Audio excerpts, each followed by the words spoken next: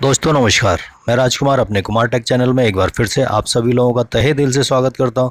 दोस्तों आज मैं आपको इलेक्ट्रॉनिक डिवाइस के अंदर जो पावर सप्लाई यूज़ किया जाता है उसके अंदर क्या क्या फॉल्ट आते हैं और उनको हम कैसे रेक्टिफाई करते हैं स्टेप बाय स्टेप बताऊंगा। दोस्तों अभी तक अगर आपने मेरे इस चैनल को सब्सक्राइब ना किया हो प्लीज़ एक बार सब्सक्राइब ज़रूर करें। तो दोस्तों जैसा कि आप लोगों को पता है कि हमारी जितनी भी इलेक्ट्रॉनिक्स डिवाइस होती हैं वह डीसी वोल्टेज पे ऑपरेट होती हैं, लेकिन हमारे पास सोर्स एसी होता है।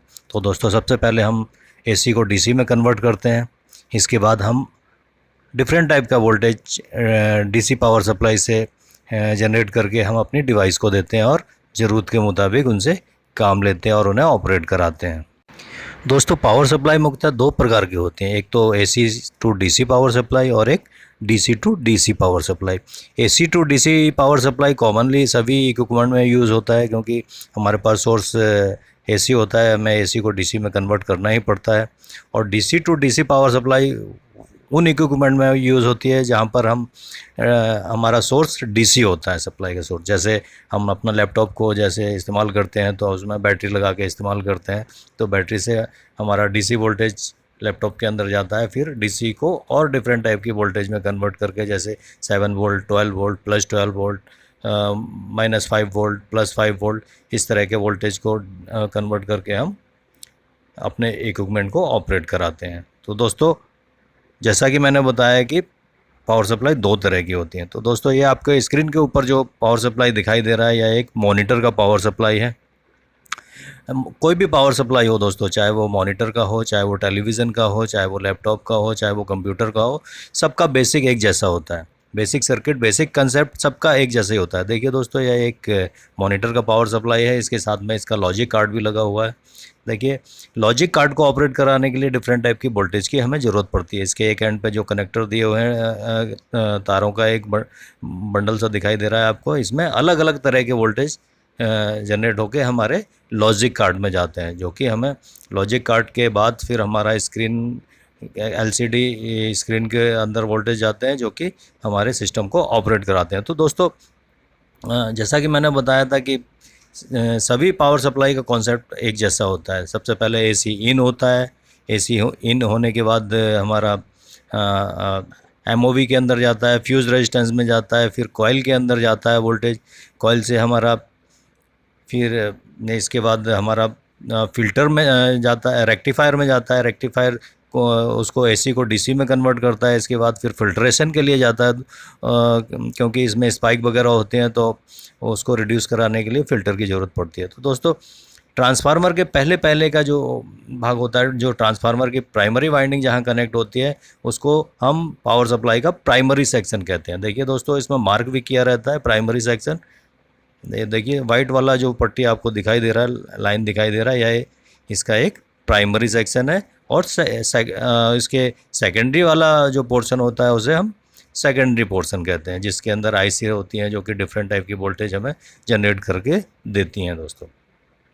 तो दोस्तों इस तरह से एक पावर सप्लाई का कॉन्सेप्ट होता है। कोई भी पावर सप्लाई हो, चाहे वो आपका टीवी का हो, जैसा कि मैंने बताया था टीवी का हो, लैपटॉप का हो, मॉनिटर का हो, या फिर कोई मॉडेम का हो, वो सारे पावर सप्लाई एक जैसी होगी। दोस्तों ये देखिए एक मॉडेम का पावर सप्लाई है, यह एक 12 वोल्ट मॉडेम का पावर सप्लाई है। यह दोस्तों थोड़ा सा डिफेक्टेड है, इसको मैं आपको रिपेयर करना दिखाऊंगा। सबसे पहले हम विजुअली किसी भी बोर्ड, हम जो भी बोर्ड हमारे पास ख़राब आता है उसको हम पहले विजुअली इंस्पेक्शन करते हैं। विजुअली देखते हैं कि कोई कंपोनेंट जला तो नहीं, फटा तो नहीं, कोई ट्रैक उड़ा तो नहीं। अगर हमें सामने दिखाई दे जाता है तो वेल एंड गुड, हम उसको जल्दी से रिपेयर करके दे देते हैं। अगर इस तरह से फॉल्ट हमें नहीं दिखाई देता है फिर हम इसको स्टेप बाय स्टेप चलते हैं। सबसे पहले हमारा जो एसी वोल्टेज इन होता है उस पिन को मल्टीमीटर से चेक करते हैं, दोनों में आपस में शॉर्टिंग तो नहीं। इसके बाद फिर दोस्तों एमओवी के अंदर हमारा सप्लाई जाता है, हमारा एमओवी ख़राब तो नहीं, हमारा फ्यूज़ रेजिस्टेंस ख़राब तो नहीं। इसके बाद कॉइल के अंदर जाता है। देखिए दोस्तों इसके अंदर जो कैपेसिटर दिखाई दे रहा है यह थोड़ा सा फूल गया है, तो इसकी वजह से भी हमारा सर्किट काम करना बंद कर देता है। देखिए दोस्तों इसके अंदर वोल्टेज ज़्यादा आने की वजह से कैपेसिटर फूल गया है और यह सामने ही दिखाई दे रहा है। जैसा कि मैंने बताया था कि विजुअली इंस्पेक्शन करने से ही आधा फॉल्ट हमें मिल जाता है। देखिए दोस्तों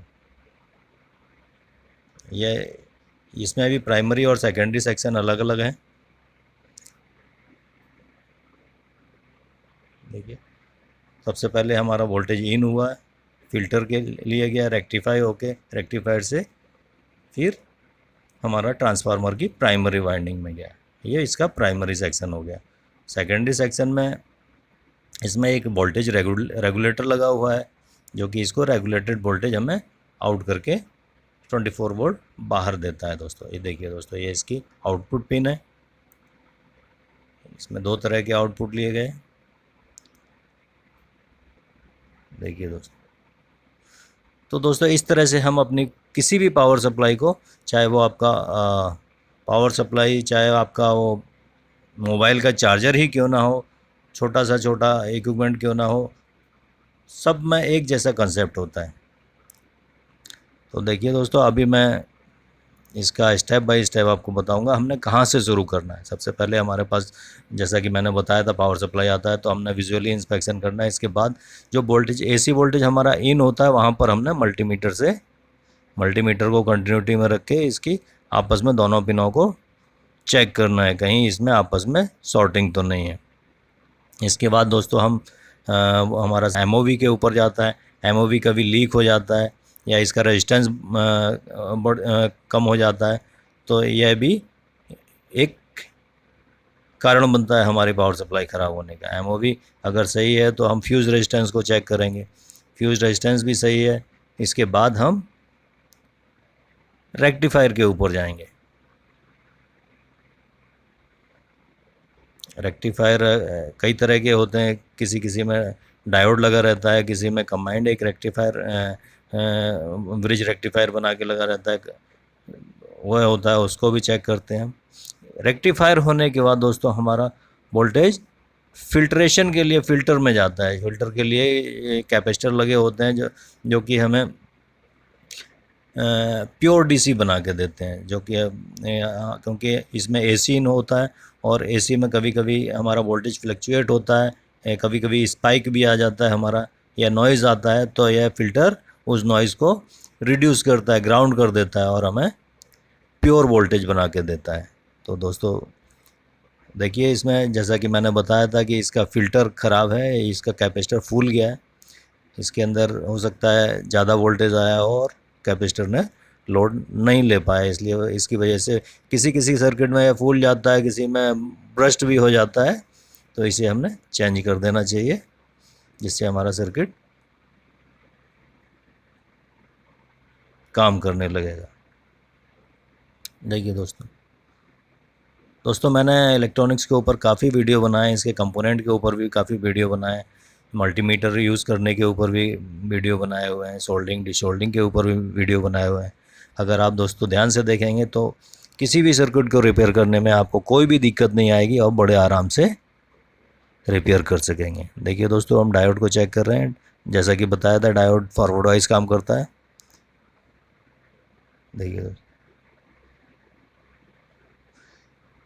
दोस्तों, हमें फॉल्ट मिल तो गया है क्योंकि इसका कैपेसिटर ख़राब है, फूल गया है। देखिए दोस्तों, यह इसका कैपेसिटर है, यो फूल गया है। लेकिन हमने इसके साथ भी इसके सराउंडिंग में जितने भी कंपोनेंट होते हैं उनको भी चेक कर लेना चाहिए, क्योंकि कभी कभी फॉल्ट हमारा एक कंपोनेंट ख़राब नहीं होता है, इसके सराउंडिंग में जितने भी कंपोनेंट होते हैं उनके ऊपर भी फ़र्क पड़ सकता है। तो दोस्तों हमने इसके सराउंडिंग में जितने भी आसपास जितने भी कंपोनेंट होते हैं उनको भी मल्टीमीटर से चेक कर लेना चाहिए। इसके बाद ही हम इसको पावर सप्लाई इसको सप्लाई देके फिर चेक करना चाहिए।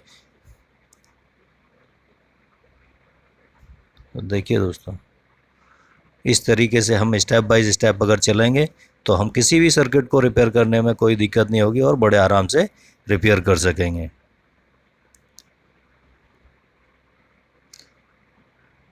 सेकेंडरी में दोस्तों, अगर यह नॉर्मल पावर सप्लाई है, इसमें एक ही वोल्टेज इन हो रहा है, तो इसमें एक रेगुलेटर लगा होता है जो कि वोल्टेज रेगुलेट करके हमें आउटपुट में देता है। ट्रांसफार्मर के सेकेंडरी में एक रेगुलेटर रहता है जो कि रेगुलेट करके हमें वोल्टेज को आउटपुट में देता है। देखिए दोस्तों, यह एक दूसरे टाइप का एक पावर सप्लाई है।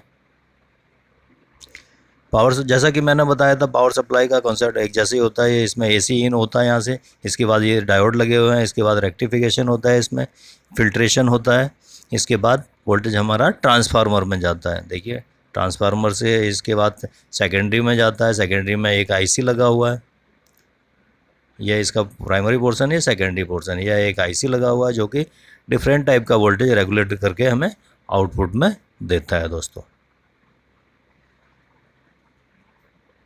तो दोस्तों मैं उम्मीद करता हूं कि आप मेरे द्वारा बताई गई ये जानकारी आपके काम आएगी। ये देखिए दोस्तों, एक मोबाइल चार्जर है, चार्जर का सर्किट है। इसमें भी सेम कॉन्सेप्ट है। सबसे पहले वोल्टेज हमारा इन होता है, रेक्टिफिकेशन होता है, फिल्ट्रेशन होता है, ट्रांसफार्मर में जाता है और फिर रेगुलेट होकर हमें आउटपुट में मिलता है। यह आउटपुट में दोस्तों एक इंडिकेटर लगा रहता है जो कि हमें इंडिकेट करता है कि हमारा आउटपुट मिल रहा है। तो दोस्तों यह एक बैटरी चार्जर है, यह एक 48 वोल्ट का बैटरी चार्जर है। तो दोस्तों जितना भी हैवी पावर सप्लाई होता है, जैसा कि मैंने पहले बताया, हैवी पावर सप्लाई या छोटे से छोटा पावर सप्लाई, सबका कॉन्सेप्ट बराबर होता है। सभी में एक जैसा ही सर्किट होता है। सबसे पहले एसी हमारा इन होता है। एसी के लिए सबसे पहले प्रोटेक्शन लगा रहता है, एमओबी होता है, फिल्टर रजिस्टर फ्यूज़ होता है, इसके बाद रेक्टिफायर होता है, इसके बाद फ़िल्टर होता है, फ़िल्टर के बाद दोस्तों ये हमारा सप्लाई ट्रांसफार्मर में जाता है। तो दोस्तों मैं अपना वीडियो यहीं समाप्त करता हूँ। दोस्तों मेरे इस चैनल को सब्सक्राइब ज़रूर करें और अगली बार फिर एक रोचक वीडियो के साथ मिलूँगा। तब तक के लिए जय हिंद।